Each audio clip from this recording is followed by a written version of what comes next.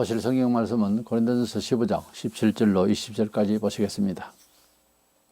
그리스도께서 다시 살아나신 일이 없으면 너희 믿음도 헛되고 너희가 여전히 죄 가운데 있을 것이요 또한 그리스도 안에서 잠자는 자도 망하였으리니 만일 그리스도 안에서 우리가 바라는 것이 다만 이 세상의 삶뿐이면 모든 삶 가운데 우리가 더욱 불쌍한 자이리라. 그러나 이제 그리스도께서 죽은 자 가운데서 다시 살아나사 잠자는 자들의 첫 열매가 되셨도다. 아멘.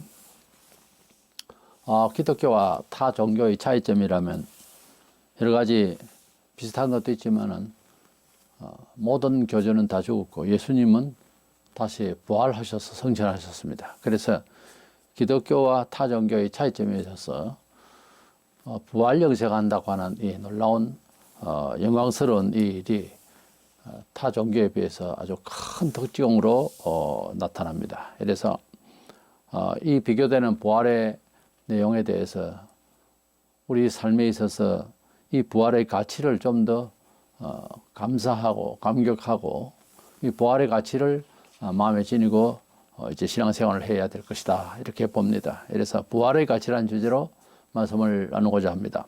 먼저는 예수님의 부활하시면 철학이든지 교주든지 어떤 가르침의 내용이 있는데 주님께서는 이 세상에 오셔서 기적을 베푸시고 죽은 사람도 살리시고 여러 가지 사람에게 사람 생명과 아울러 모든 생명의 역사를 하셨지만은 그러나 그것이 이제 일반 교주들처럼 죽어버리면은 뭐 그 이상 또 희망이 없습니다. 그러나 예수님께서는 영생을 얻으리라고 누차 말씀하시고 죽은 사람을 살리시고 병의 기적을 이루시고 여러 가지 행사를 하시면서 우리가 영원한 생명을 얻게 될 날이 올 것이다. 나를 믿으면은 부활을 얻는다 하는 말씀을 하셨기 때문에 먼저 주님 자신이 부활을 어쩌면 하셔야 했던 것입니다. 그래야 우리가 믿든지 어든지 할 것 아닙니까? 그래서 우리 주님께서는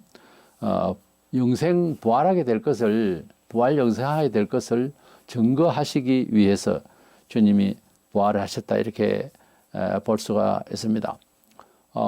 예수님이나 다른 교주들이나 또 철학에 있어서 도덕과 윤리 어떤 사회 어떤 복지 또 여러 가지 그 어떤 문화적인 은총 이런 것에 대한 많은 교훈이 있고 또 가르침이 있지만은 그러나 사람이 부활하지 않으면 정작 부활이 없다면 7, 80년의 생애를 위해서 약간의 철학일 뿐이지 이것은 결국 허물로 돌아가고 답이 되지 않는다는 거죠. 그래서 우리 기독교는 예수님이 먼저 부활하신 것처럼 부활 영생, 영생 부활하게 되는 것이 우리의 궁극적인 목적이고 또 특징이라고 봐야 될 것입니다.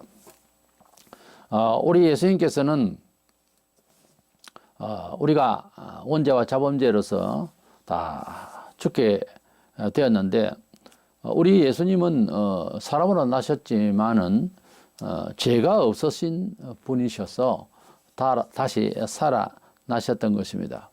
모든 가르침이 있는 교주나 철학가나 선생들이 죽고 다시 부활하지 못한 것은 죄인이기 때문에 그렇습니다. 한마디로.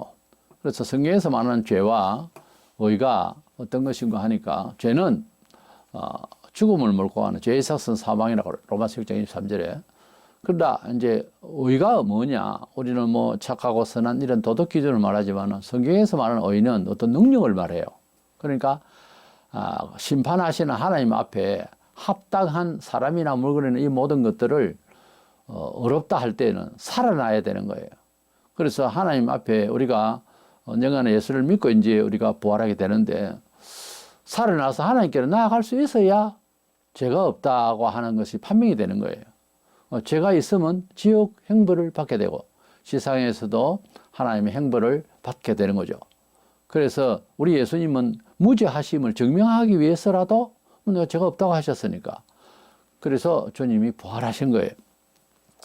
우리 예수님은 이 세상에 왜 오셨는가에 대한 우리의 철학을 말하자면 인생관을 말씀하셨고 존재에 대한 증언을 하셨습니다. 우리는 이 세상에서 각자 시대마다 또 가정마다 살아가는 환경이 다 다른데 사람이 이 세상에 살다가 가는 과정에 그냥 뭐 보통 다 열심히 살아야 되고 병도 들고 인내도 해야 되고 그러다가 뭐 시집장 가서 아이도 낳고 지금 뭐 그렇지도 않고 하는 세상이지만 그렇게 평범한 생활이 안 되고 있습니다만은 그러나 이런 모든 인생사가 죽으면 이제 그 다음에 답이 없습니다.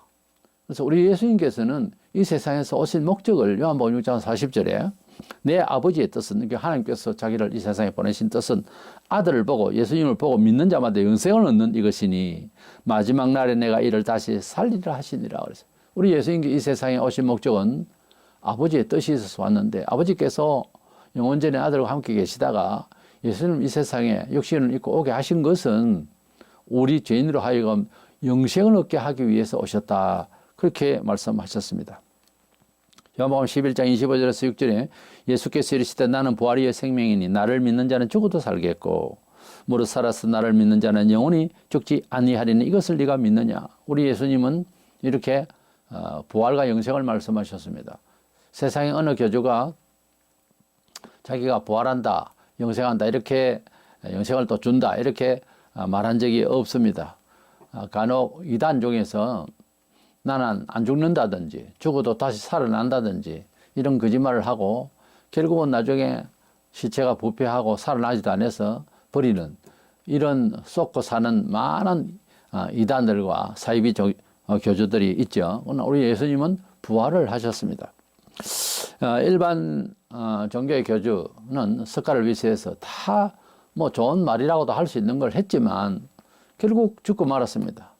그 중에서는 황당한 소리를 뭐 이렇게 가르치고 또 신도들은 추정을 또 하고 뭐 이렇게 추정하면서도 그렇게 가르침에 대해서 추정을 하는 그런 환상적인 지식을 가지고 있다가 결국은 망하는 것입니다. 그래서 모든 교주들은 다 죽고 없어졌는데 대간절 사람의 생각이 이렇게 일상생활, 문화생활에 대해서는 아주 실리주의로, 아주 실용주의로 그렇게 과학적이고 이러면서 종교에만 또 그렇지 않아요. 뻔히 보면서 상식이 안 되고 답도 없는 이야기를 가지고 자꾸 그 억지로 부리는 이것은 정말 불행한 일이에요. 그래서 본문 20절에 그러나 이제 그리스도께서 죽은 자 가운데서 다시 살아나서 잠자는 자들의 첫 열매가 되셨도다. 다른 교들은 다 죽었지만 예수님은 우리가 앞으로 부활할 것에 대한 제일 첫 번째 열매로서 그렇게 증명이죠. 그래서 예수님이 부활을 하셨어요. 이런 어떤 문헌이나 어떤 종교에 있어서 또 부활한다는 말을 한 적도 없고 또 하는 사람들은 객관성도 없이 떠들어요. 우리 예수님은 분명히 역사적으로 부활한 사실을 아닐 것이라고 많은 학자들이 지금도 엉뚱하게 비판을 하고 또 부정을 하려고 애를 써도 안 됩니다. 그것은 역사적 사실이기 때문에 어쩔 수가 없어요. 로마 4장 25절에 예수는 우리 범죄함을 위하여 내어줌이 되고 우리 예수님이 십자가에 돌아가시면 우리 죄를 위하여 돌아가셨고 또한 우리를 어렵다 하심을 위하여 살아나셨느니라. 여보세요. 어렵다 하심이라고 하는 것은 하나님 앞에서 하나님의 자녀가 되고 하나님께로 나아갈 수 있는 그런 능력을, 그런 자격을, 그런 인정을 받기 위해서는 예수님께서 부활하셨다. 이게 어떻게 매칭을 되냐 하면은 우리가 앞으로 부활할 것이라는 말은 부활해서 천국에 갈 것이라는 말은 하나님께서 예수님의 그 공로로 믿는 자도 똑같이 하나님께로 갈 수 있도록 그렇게 의인처럼 봐주겠다는 거예요. 그것을 칭이라고 그래요. 그렇게 칭한다 그거죠. 우리가 예수님처럼 하나님 아버지 친자로서 자식이 아니고 양자로 되는데 이제 자식으로 되어서 양자 입적이 되면은 우리도 똑같은 하나님의 자녀로 죄가 없을 때처럼 그렇게 취급을 해주겠다는 너무나도 놀라운 은총을 받는 것이죠. 이것이 신약의 신학적으로 말하자면 은혜, 언약이라 그럽니다. 그래서 은혜로운 언약이라 하면 주거니 받거니 1대1 관계가 아니고 일방적인 하나님의 희생을 통하여서 믿음으로 말미암아서 그 아들의 공로를 믿고 감사하면 믿으면서 감사하죠. 그러면 바로 하나님의 자녀가 되게 하겠다는 이런 놀라운 일이 지금 2000년 동안 전도되고 있는데 이 전도되고 선교 속에서 모든 사람들이 그것을 안 믿으려고 하니까 왜? 마귀가 그것을 싫어해요. 그렇게 믿고 은혜 받을 수 있는, 구원 받을 수 있는 놀라운 하나님의 언약을 자꾸 방어를 해요. 마귀가 빼앗기려고 하는 거죠. 그래서 윤리와 도덕과 무슨 잡다한 이런 신화와 신비와 이런 걸로 통해서 기독교하고 맞서려고 그러고 하나님의 놀라운 이 은총의 믿음의 구원의 이 방도를 자꾸 막으려고 하는 것 뿐이지 사람이 지혜로워서 비판할 만한 능력이 있어서 지식이 돼서 그런 게 아니에요. 그런 것만큼 우리가 전도를 할 때 비판을 하고 안 믿으려고 그러고 하는 것은 여유를 가지고 기다려 봐야 되는 거예요. 그가 마음이 열리려면은 주님이 인도해 주시고 은혜를 주셔야 하는 거죠. 이래서 우리의 그 부활의 가치는 먼저 우리가 믿는 뭐 세속적인 이런 종교적으로 말하자면 교주 대신 예수님이 말하자면은 우리가 믿는 예수님이 자신이 그렇게 많은 것을 가르치시고 하신 자신이 부활을 했기 때문에 다른 교훈은 뭐 아니라 하더라도 그것이 다 따라오는 우리 삶의 문화지만은 그걸 떠나서 무슨 말을 하러 왔느냐고요. 온 세상의 교주들이 무슨 말을 궁극적으로 무슨 목표냐고요. 목표가 뭐냐고요. 근데 그 목표를 이뤘느냐고. 근데 우리 예수님께서는 부활을 우리에게 말씀하시고 영생 부활을 하게 되어서 천국에서 살 때는 아픔과 슬픔과 죽음이 없다고 이렇게 말씀하셨어요. 그러면은 그러할 수 있는 몸이 되어야 될 것 아닙니까? 그런 나라에 그런 세계에 적합한 몸이 되어야 될 것 아니에요. 그래서 우리가 뭐 전자 제품을 만들어도 그렇고 안에 소프트웨어가 첫째는 줘야 되겠지만 그것을 감싸는 그 바디를 그런 몸체를 갖다가 이제 그 좀 변형을 하죠. 그와 같이 우리가 하나님의 나라에 적합한 몸이 우리 스스로는 안 됩니다. 흉내도 못 내요. 하나님께서 흙으로 사람을 지으셨다. 우리도 어떻게 덩달아 어떻게 할 수 있어요? 찰흙을 가지고 어떻게 만들어서 뭐 어떻게 할 건데요? 안 되는 겁니다. 그와 같이 부활을 하게 되는 이 몸도 우리가 과학적으로 뭐 여러 가지 얘기를 하지만 안 됩니다. 과학이라고 하는 것은 사이언스로 보이는 것을 통해서 어떤 다른 변형은 될지 몰라도 보이지 않는 세계, 우리가 할 수 없는 세계, 생명의 역사의 세계, 부활 이런 것은 감당이 안 되는 거예요. 사람으로서는. 어떤 면에 있어서 죄를 짓지 않았던 사람이라 할지라도 지구촌에서 부활에 대해서 어떻게 할 수 있느냐 하는 것입니다. 생명은 하나님 거예요. 그래서 영생부활이라고 하는 제2의 생명이죠. 그러니까. 그래서 이 부활의 생명을 하나님이 예수 그리스도를 통하여 주신다고 하는 어떤 노력의 대가가 아니고 얼마나 감사해요. 감격스럽죠. 믿으면 될 일을 그래도 뭐 우리 경험으로는 아니다. 우리 경험 뭐 얼마나 했어요? 뭘 알아요, 알기를? 세상 학문 다 해도 예수님이 하나님의 아들이라는 것을 비판하려고 하면은 할 수 없이 비판하게 되고 안 믿게 된다고요. 믿으라고요, 제발. 2000년 동안은 한 인물을 그대로 믿는 종교가 있어요. 그대로 믿냐고. 그래서 우리 예수님께서 부활하신 것을 우리는 확실히 믿음으로써 인정하게 되었다고 하는 놀라운 사실이고 이것은 다 은혜입니다. 그래서 예수님께서는 타 종교에 비해서 부활을 목적으로 말씀하셨고 또 그 부활을 직접 하셔서 이것이 우리의 믿는 주의 그 어떤 영광스러운 가치예요. 영광스러운 그 타 종교와의 비교되는 특징이에요. 이것에 우리가 자부심을 가져야 되겠죠. 두 번째 생각하는 것은 이런 부활하신 예수님을 믿고 또 우리가 앞으로 부활하게 될 것을 믿는 이 믿음은 삶을 살아가는데 인생 전반에 있어서 승리를 가져다주는 터반이 되는 것입니다. 예수를 믿어서 구원을 얻는다는 말은 단순히 입으로 예수님 내 구주입니다. 예수님을 믿습니다. 흔히 말하는 예수님을 믿습니다. 그래서 믿음을 달라고 믿습니다. 막 그냥 주문 외우듯이 막 이런 사람도 있는데 그러나 우리가 성경을 자세히 보면 굉장히 잘 관찰을 해야 돼요. 섬세하게 되어 있어요. 그러니까 우리가 무엇을 사람을 믿는다고 할 때 그 사람에 대해서 뭘 알고 여행 가서 저 사람 잘생겼다. 덩치가 좋구나. 신체적인 조건이라든지 그래서 저 사람에게 내 물건을 맡길 수 있다. 맡길 수 있어요. 그게 도덕인지 뭔지 모르잖아요.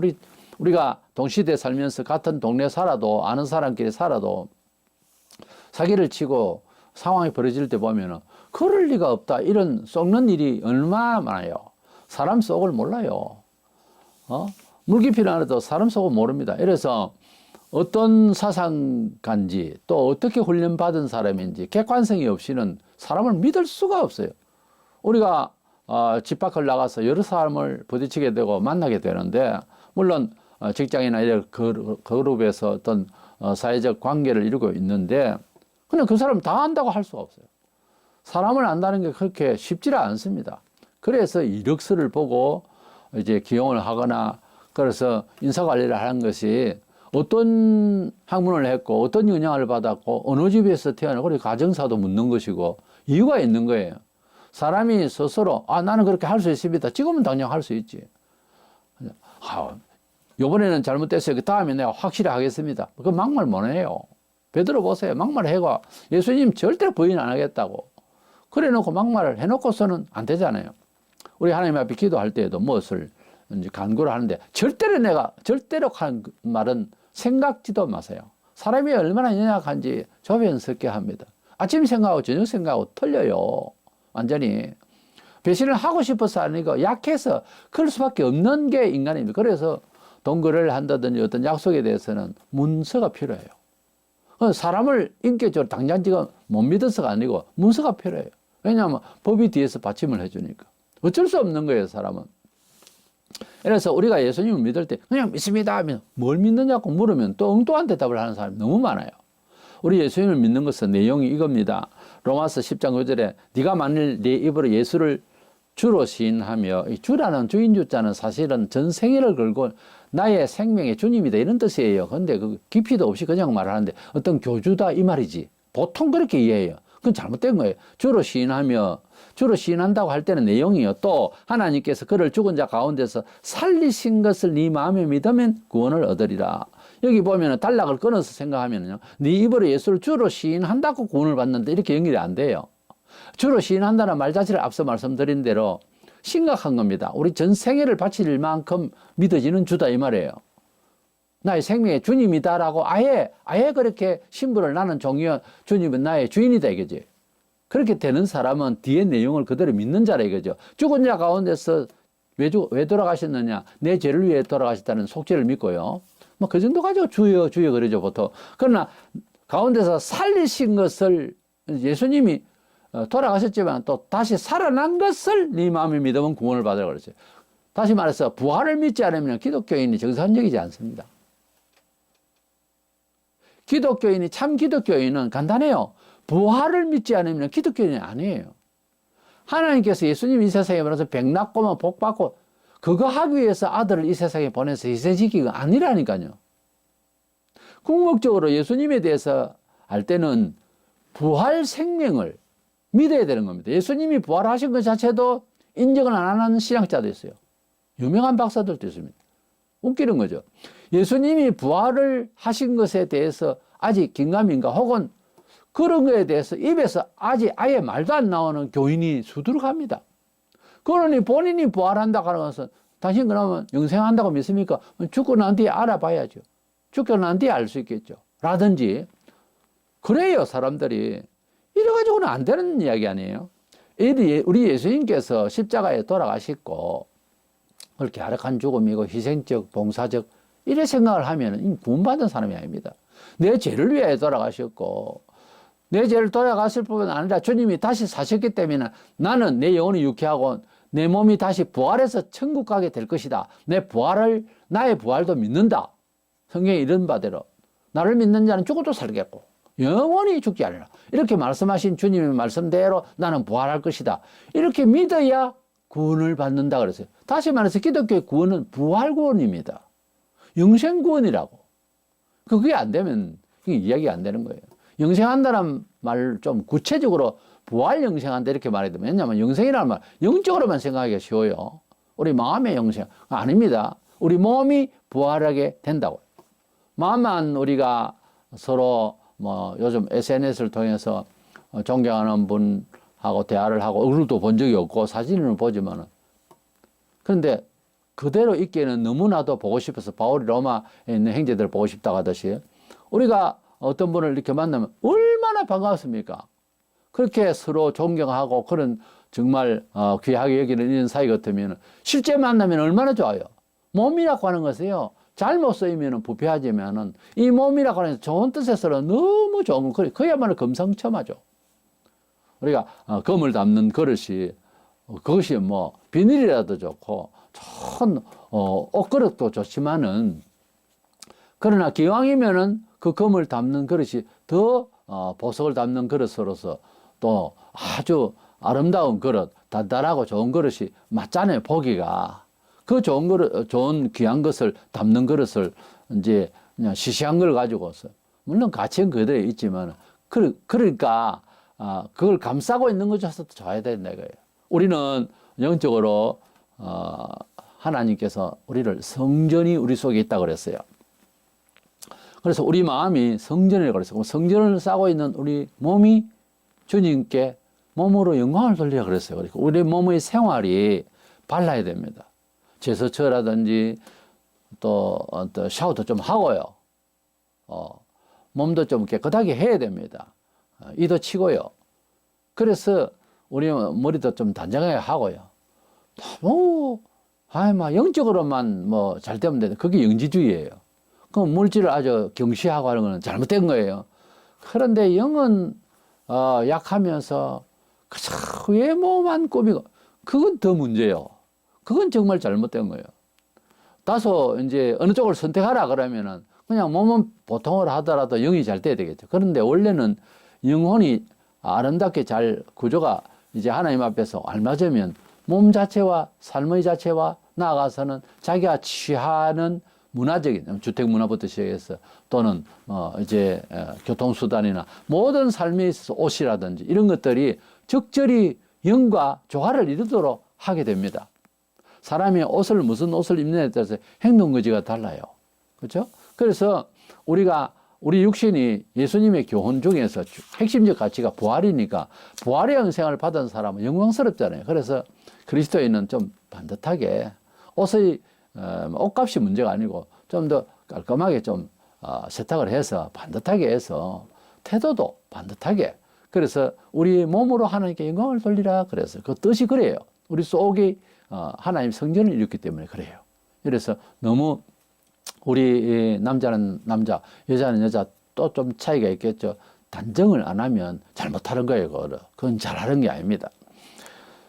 우리가 교회 안에도 부활 영생을 믿지 않고 일반 종교인들처럼 복을 비는 그런 종교가 되고 하는 이런 교인들이 80년대 들어오면서 더 심화되고 있습니다. 이래서 영생하고는 상관도 없는 이런 교인이 너무 많습니다. 본문 17, 8절에 그리스도께서 다시 살아나신 일이 없으면 너희 믿음도 헛되고 봐요. 주님께서 부활하지 않았다면은 우리가 가지고 있는 믿음이 다 헛됐다는 거예요. 너희가 여전히 죄 가운데 있을 것이 이게 굉장히 중요한 말입니다. 예수님께서 부활하지 않으시고 뭐 좋은 교훈하시고 이런다고 해서 죄가 속죄받는 거 아니라 이 말이에요. 그래요. 부활을 하셨기 때문에 당신께서 죄를 다 걷어가심이 확정이 된 거예요.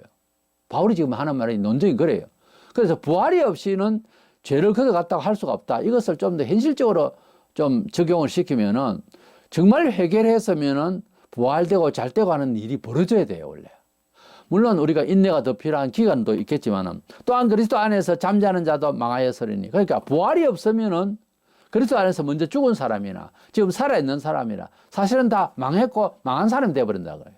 그러니까 기독교의 핵심적 가치인 이 부활이 믿어지지 않고 부활된 그런 신앙생활이 안 되고 하면 이건 헛거라는 거죠. 교회 안에서도 그냥 헛발질하고 왔다 갔다 하는 사람이 너무너무 많습니다. 부활이 정말 믿어졌고 부활을 기다리는 사람이라면 꼭 혼자 부활할 것 같이 그렇게 기뻐해야 되는 거예요. 제가 가끔씩 예를 들어서 촌에서 이제 중학생 때 이제 그 졸업여행을 하게 되는데 그 졸업여행을 이제 주로 이제 서울의 청와대를 둘러가고 뭐 이런 정도였어요. 근데 혹시 못 가게 되는 행편의 아이도 있을 수 있어요. 그랬을 때에 가는 친구들과 못 가는 친구 또 꿈에도 그리던 그런 도시에 대한 그런 생각도 그때는 뭐 인터넷도 없고 아무것도 없으니까 교과서도 흑백이고 그러니까 이 칼라가 있고 높은 빌딩이 있고 차가 있고 뭐 촌에서는 모르잖아요. 근데 그 선생님으로부터 들은 말씀이나 들었지 사모하고 있었죠. 그런 것이 있을까? 그래서 흥분이 됩니다. 아주 흥분해. 이제 발표가 떨어지고 난 데는 여행지를 떨어지면 그렇게 흥분이 되고 가고 싶고 날이 갈수록 더하죠. 우리가 하나님의 나라에 대해서 소개를 2000년이라는 세월 동안 엄청난 서적을 통해서 천국에 대해서 성경에 있는 실상을 자세히 들었어요. 그러면은 말세에 갈수록 천국을 빨리 가야 된다 거야. 너무너무 고생하다가 좋은 아파트를 분양받아서 입주하게 되는 직전까지 얼마나 좋아요. 경험을 얼마나 좋겠어요. 아직 못 해본 사람은. 분명하잖아요. 천국을 그렇게 생각하는 것은 부활해서 갈 나라니까 부활을 그렇게 기다리는 거예요. 그래서 성도들이 순교를 하거나 정말 먼저 뺨 맞고 매를 맞고 하는 일부터 시작해서 부활이 있기 때문에 인내할 수 있는 이유가 있는 거예요. 부활을 얼마나 믿느냐에 따라서 성도가요 참을성이 있습니다. 인내할 수 있어요. 신앙 때문에 일어나는 일이에요. 일반 사사로운 일에는 또 모르겠는데 모든 일까지 부활을 얼마나 믿느냐에 따라서 속상하고 쓰러질 것 같아도 인내할 수 있는 요건이 있는 거예요. 근데 부활을 안 믿거나 부활에 대해서 그냥 겉듣는 사람은 세상적으로 다 처리해 버리려고 해요. 그러니까 그건 지혜가 바른 지혜가 성도의 바른 지혜가 아니거든요. 그래서 부활을 믿는다는 건 너무너무 생활 속에서 힘차고 인생을 승리할 수 있는지 모릅니다. 그래서 부활을 믿는 신앙이 너무 중요하니까 좀 주님의 부활절을 생각하는 이런 날에만 아니라 일상에서도 성경을 볼 때 부활할 것이다 하는 이 내용에 대해서 집중적으로 성경을 보고 그렇게 보면 안 풀리는 성경도 풀려요. 왜 이렇게 선진들이 이렇게 믿었고 성경이 왜 이렇게 고생들 했는지 그걸 알아요. 그래서 부활에 대한 이 신앙이 좋아지기를 바랍니다. 빌립보 3장 10절로 11절에 보면 내가 그리스도와 그 부활의 권능과 그 고난에 참여함을 알고자 하여 그의 죽으심을 본받아. 바울이 하는 말입니다. 그의 죽으심을 본받아. 주님께서 우리 죄를 위해서 돌아가셨기 때문에 내가 죄를 회개하는 것이 참 중요해요. 그런 뜻에서 영적인 의미 그의 죽으심을 본받아 고난을 받겠다 이 말이에요. 어떻게 해서든지 이게 중요해요. 죽은 자 가운데서 부활에 이르려 하노니. 사도 바울이 30세 초반까지 율법 학자로서 율법 교사로서 대단한 사람이었습니다. 그러나 주님이 그를 불러서 복음 전도자로 삼으시고 사도로 삼으셨는데 그가 평생 공부하고 그가 집안도 좋은 사람이었어요. 완벽했어요, 그냥 세상적으로. 근데 그가 예수님을 만나서 모든 것을 불사하고 나는 주님의 그 사람 직접 본 사람도 아니에요, 부활을. 그러나 다메섹 도상으로 넘어가면서 예수님 믿는 사람을 잡아들이고 핍박하러 다니다가 이제 다메섹 이제 도상에서 햇빛보다 더 밝은 빛의 정오에 주님이 하늘보다 나타나셨어요. 그래가지고 특별한 경우죠. 그래서 그가 주님을 만나고 난 뒤에 그가 생각하는 것은 야, 예수는 죽었다 생각했는데 바로 나타났으니까. 그래서 부활에 대해서 그 경험 자체도 그렇습니다. 장면이. 이 부활을 빼놓고는 자기 아무 말도 하고 싶지 않다는 거예요. 이 부활에 대한 신앙, 부활에 대한 소망 때문에 잡혀간다 이런 말도 했고 부활이 없이는 이게 안 되는 거예요. 자기가 사도가 될 이유도 없고 그래서 그렇게 고백한 거예요. 어떻게 하든지 죽은 자 가운데서 부활에 이르러 하는 어떻게 하든지 어쩌든지 나는 부활을 해야 되겠다 이렇게 말하고 있잖아요. 그렇기 때문에 나는 그의 죽으심을 본받아 고난도 받겠다는 거죠. 교회는 속죄만 전하는 것이 아니에요. 우리가 예수님의 이웃을 사랑하는 이런 아주 사회적 소통 관계에 대한 아주 은혜로운 말만 듣고자 해서 교회 모이는 거 아닙니다. 교회가 이 사회 문화에 대해서 좋은 선한 영향을 끼치는 종교로 정착하면 안 됩니다. 이 모든 일들은 예수님이 부활하셨고 우리가 부활하여 영생하게 될 것이라는 얘기를 마침내 해야 되고 그것이 증거가 돼야 되는 거예요. 교회의 모든 선교와 전도의 일이. 그것이 없이는 꼭 기독교를 믿어야 할 이유는 없어요. 그렇지 않아요? 꼭 믿어야 될 이유는 없어요. 그런데 꼭 믿어야 되는 것은 부활하지 못하면 지옥 가거든요. 부활 영생하지 못하면 지옥 가요. 정말. 그러나 불신자도 앞으로 부활하게 될 텐데 형벌의 부활을 받아서 지옥을 가요. 같은 몸이지만 죽지 않는 몸으로 부활하는 겁니다. 이래서 영생과 영벌을 나뉠 때가 있기 때문에 우리는 영원한 영생을 해야 될 보화를 받아야 되기 때문에 그래서 모든 성도들이 돈을 쓰는 일부터 기획하고 일하고 수고하고 땀 흘리고 핍박받고 죽기까지 해야 되는 모든 일들이 형제들이 사돈의 팔톤도 아니요 원수라도 일단 부활을 해서 구원을 받아야 하는 그렇지 않으면 펄펄 끓는 지옥 불못에 던져지니까 그게 안타깝다 못해 경악스러운 일이에요. 그것을 현장에 우리가 TV를 통해서 현장을 바로 보여준다면 아는 사람 얼굴들하고 한 방에 다 보여준다면 쓰러질 겁니다. 아, 나 바빠서 교회 못 가요. 뭐 이런 소리 못 하죠. 딱 쳐다보면 못 하죠. 그런 소리를. 직장을 못 다니더라도 교회를 가야 되는 거예요. 당장. 지옥 불로서 봤으니까. 이게 안 되니까 사람들이 이것을 안 믿으려고 하니까. 그래서 하나님께서 뭐 기계적으로 사람을 윽박질르는 것도 아니고요. 그래서 성경에 보면은 부자와 나사로 이야기 나오잖아요. 누가복음 16장에. 아이, 지옥 가서 보니 목이 타서 그 펄펄 끓는 지옥 불못에 그 천국에 있는 자기 집에서 떨어지는 부스러기를 먹고 있던 그 거지 나사로가 보이는 거예요. 나사로야, 나에게 물 한 방울이라도 찍어서 내 해 되어달라고. 우리하고 너하고는 이 큰 구렁이 있어서 오가도 못한다. 그러면 좋다. 지상에 우리 형제들이 있는데 가서 좀 전달해다오. 여기에 안 오게 좀 전달해다오. 그러니까 지상에서는 뭐 전도자도 있다 그러니까.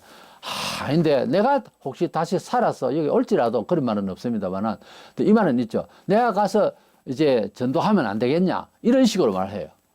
그런데 죽었다가 사람이 살아도 믿는 건 아니다 그랬어요. 그러니까 죽었다가 살아나도 지옥을 봐도 돌아서서 살아나면 또 안 믿어요. 왜냐하면 하나님께서 은혜를 주셔야 하나님께서 권면하셔야 믿는 것이지 안 그러면 안 믿어진다는 거예요. 이런 믿음을 우리가 받았다고 하는 것은 너무너무 놀라운 거예요. 우리가 한번 믿은 예수는 절대로 안 버려집니다. 못 돌아서요. 하나님의 자녀의 특징이 뭔가 하면은 시궁창에 들어갔다가도 또 나와요. 하나님의 자녀는 잘못했을 때에 사탄의 종이 돼가지고 평생 동안 육신적으로는 구원을 못 받을 수도 있기까지도 해요. 최극단의 경우에. 그러나 영혼은 구원받는다고 되어 있거든요. 그래서 우리가 구원을 받는다고 할 때에 도리적으로는 절대로 사람을 판단하면 안 됩니다. 그러다 도리를 마음대로 해간 그건 아니죠. 뭐 그렇게 억울하게 살다 갈 수는 없잖아요. 잘못한 것에 대해서는 100번 하나님 앞에서 잘못을 빌어야 되고 회개해야 되고 갚을 것은 분명히 찾아가서 갚아야 되고요. 그러면 안 됩니다. 무조건 갚아야 되는 거예요. 그냥 뭐 하나님 앞에 회개해도 안 됩니다. 때리면 몰라도 맞아놓으면 안다고. 그러니까 손해를 본 사람의 마음을 사야 되는 거예요. 사케오가 주님 부름을 받을 때에 자기가 잘못하면 4배를 갚겠다고 그랬어요. 최소한 4배는 갚아야 될 거예요. 아마 사람 마음을 살려면 10배를 필요하면 10배를 줄 수 있어야 돼요. 그러면 받으려고 하는 사람은 그렇게까지는 안 받거든요. 마음은 그렇게 해야 된다고. 이것이 진정한 회개지. 입만 나불나불 하면서 교회에 와서 아닙니다. 그것은 어떤 주관을 가지고서 믿는다 하고 있을지 몰라도 그대가 세상살이에 잘 될 수 없도록 되어 있어요. 성경에. 목사가 이 정도 가르치면 알아들어야 됩니다. 성경을 또 오해할 것 같으면 계속 공부를 해서 좀 알아내든가. 사람이 행한 거에 대해서는요, 각자 그리스도인이라도 무마되지 않아요. 회개를 해야 됩니다. 그러니까 어차피 돌이켜야 되니까 죄를 적게 지어야 된다고. 우리가 가능한 죄를 안 짓도록 해야 된다고요. 그럼 마음대로 하나님 사랑을 아무데나 치부하고 그요 망하는 일입니다. 예수 안에서도 얼마든지 망할 수 있어요. 하나님이 화내시면은 그 손에서 못 빠져나가요. 기독교인이라도 구원은 받겠지, 부활을 하겠지. 상한 하나도 없어. 천국 가면. 그러니까 기왕이면 잘 믿어야 되겠다 그거죠. 교회는 속죄나 이야기하고 이웃과의 소통 관계나 이야기하고 무슨 땅에 뭐 복 받고 물질 잘 때 뭐 몸이나 건강하고 그런 것만 가지고서 교회가 할 이야기, 궁극적인 이야기, 메시지 중심이 아니에요. 오늘날 교회가 수십 년 동안 지금 한국교회 그것만 하고 있거든요. 그러나 주님은 영생에 관한 말씀을 하셨다고요. 어느 통계에 의하면은 기독교인 중에서 100명 중에 3분의 1이 영생에 관심이 있다 그랬어요. 관심이 있다예요, 그것도. 그 영생을 확실한 사람이 도대체 몇 프로란 말입니까? 그러니까 오늘날 이 시대에 뭐 어느 교회 다니든 길에 가서 툭 치면 교인이에요, 그냥. 그래서 영생에 관해서 이야기하면은 완전히 이거는 뭐 믿는 것도 아니고 알지도 못해요. 제 경험이 그래요. 권사를 하는 사람도 그렇고, 심지어 장로를 하는 사람도 그렇고. 이게 창조주 하나님을 참 믿으면은 11조도 하죠, 장로죠. 11조 난 안 한다고. 어떻게 그것을 떳떳하게 말하는 장로가 될 수 있는지 납득이 안 가요. 그렇다면 하나님의 뜻대로 기본적인 사항을 따라가지 않으면 다른 것을 잘 하느냐? 그가 하고 있는 일을 제대로 할 수가 없어요. 원래 사람이라는 게. 사람이 하나님을 안 믿는데 정직하다. 그 참 100만 명 중에 한 사람이 있을까 말까. 힘듭니다. 그것도 보통 교육받아가지고 안 되는 거예요. 다 그렇게 안 살면 통계적으로 그냥 그냥 물에 떠밀려 내려가듯이 홍수에 아예 안 됩니다. 그거는 하나님을 두려워해야 법을 두려워합니다. 원래 사람이. 그래서 하나님을 두려워하면 범사에 작은 일에까지 정결하게 살려고 그래요. 원래. 근데 부활을 안 믿으니까 영생을 안 믿으니까 기독교 궁극지 목적을 안 믿으니까 뭘 믿겠어요? 뭘 바로 하려 하겠냐고. 부활을 목표로 하고 믿고 있는 사람은요, 삶에 있어서 바로 하려고 하는 생각이 딱 섭니다. 반드시 그래요. 일과의 관계에 있어서도. 정의롭게 하고 또 손해를 보더라도 상대를 기쁘게 해줄 수 있는 기회를 삼으려고 그래요. 놀랍죠? 이런 헌신이 자기의 기쁨이 되어 있는 사람, 이 사람은 복을 받은 사람이에요. 악착같이 찾고 내 것을 사는 불행한 사람이에요. 살게야 살겠지. 피곤한 생활이라고 그러면. 그래서 우리는 영생에 관해서만은 우리가 이제 빼앗기지 않아야 되고, 이 영생 신앙은 무조건 하고 죽었다 깨도 무조건 영생부터 생각해야 됩니다. 부활부터 생각해야 됩니다. 이것이 우리 인생을 살아가는데 큰 힘이 된다고 하는 것은 경험을 해볼 수 있습니다. 얼마든지.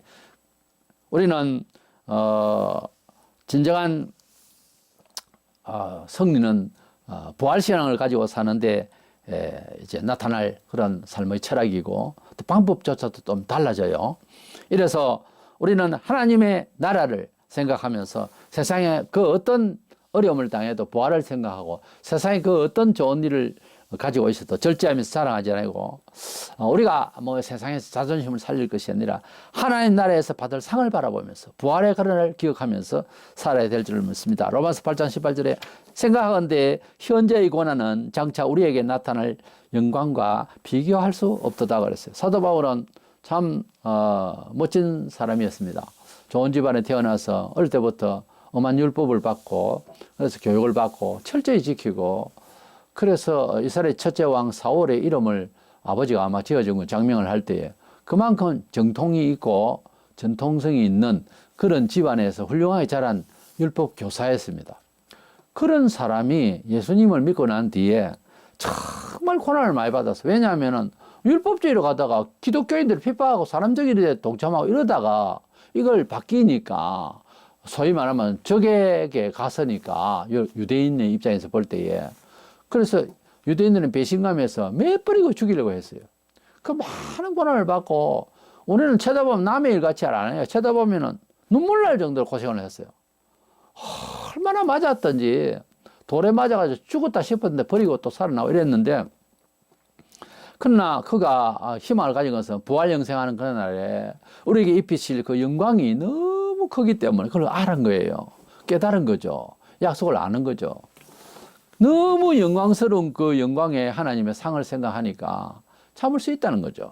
우리는 부활의 그날의 영광을 생각할 줄 알기 바랍니다. 그러면은 가정에서부터 이웃과 모든 사회 모든 부분에 있어서 이제 하나님의 나라와 의를 위하여서 정말 인내하고 살 수가 있습니다. 요즘은 우리나라가 어절이 많고 주사파가 이제 만들어놓은 이런 여러 가지 정책들 때문에 고난이 많습니다. 나라가 전체가.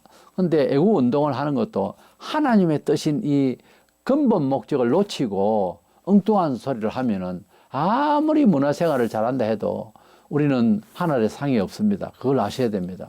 이단들이요, 문화적으로 참 잘해줘요. 근데 그걸 해놓고 이제 엉뚱한 비진리를 이야기하거든요.